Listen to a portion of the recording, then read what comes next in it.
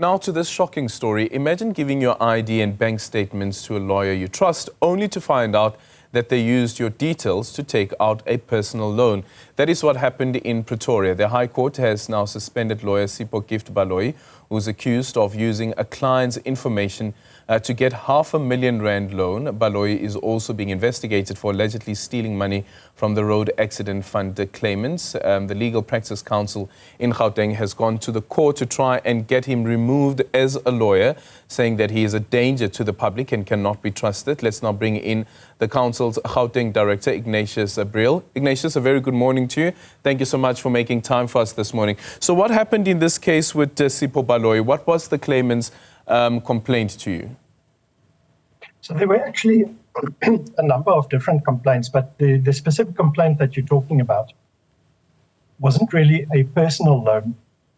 So what happens with road accident fund and medical negligence matters, very often the clients would indicate to the attorney that they need money to cover day-to-day expenses or medical expenses, or these funds needed to cover the medico-legal assessments. What the attorneys then very often do is to assist the clients to get what is called bridging finance, which is through companies that provide finance based on the potential payout from a road accident fund claim or medical negligence claim. So in this case, the attorney approached one of the bridging companies to provide the finance. He told the client that the finance was declined, but then he actually took the money for himself. Oh, but is it clear how Baloyi was able to get the loan without the client signing off on it? It is not quite clear. According to the client didn't actually sign the documents.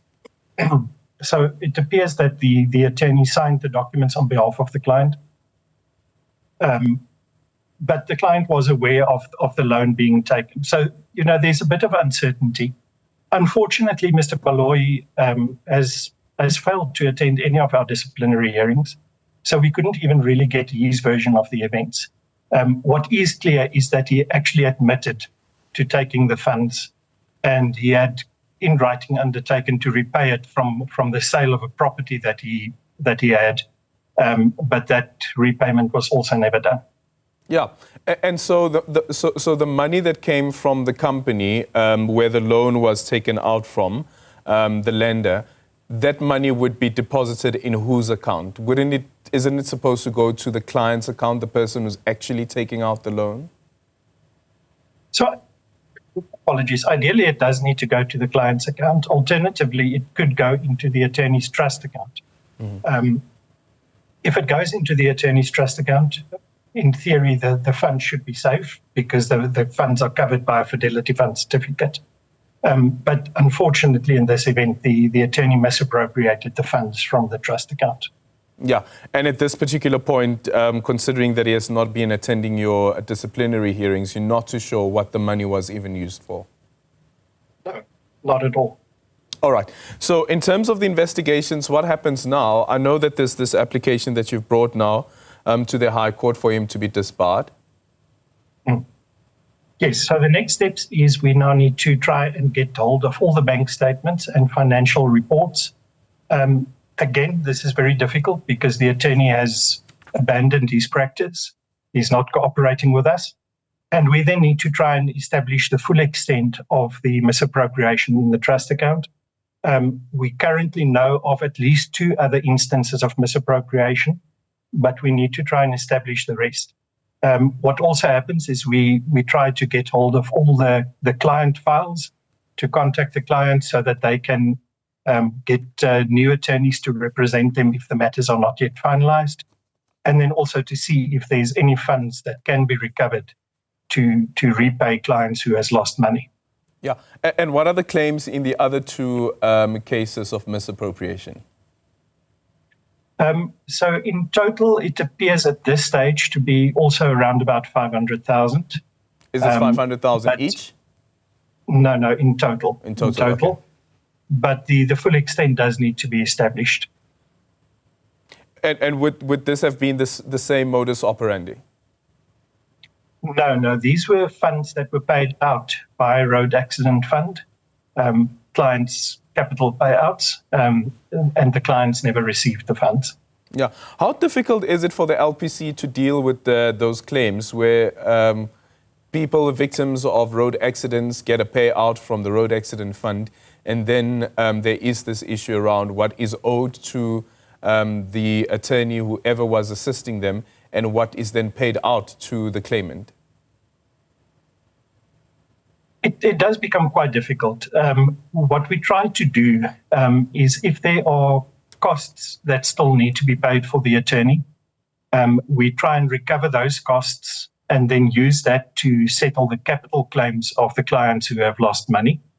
But inevitably, in instances where there's serious misappropriation, in the end, there's no funds to recover, and the Legal Practitioners Fidelity Fund would then have to cover the loss up to an amount of 5 million per claim.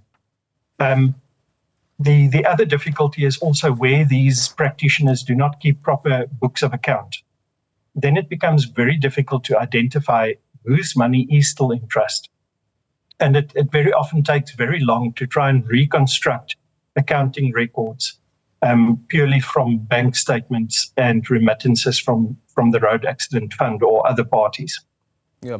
What's your advice to our viewers listening to this conversation and saying that I've also been a victim of what sounds to be similar to what is being currently explained on TV?